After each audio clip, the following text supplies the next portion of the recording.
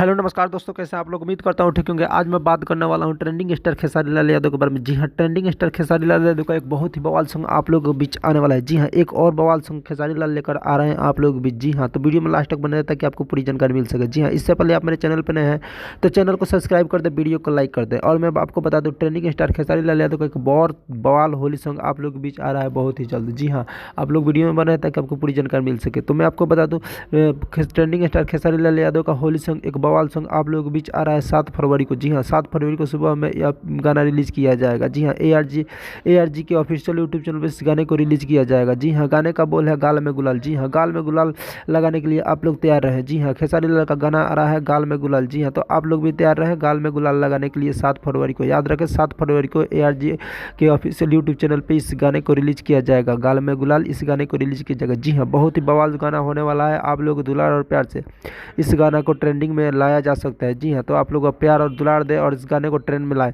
जी हाँ, बहुत ही बवाल सॉन्ग होने वाला है। तो आपको क्या लगता है, यह गाना ट्रेंड में जाएगा कि नहीं जाएगा?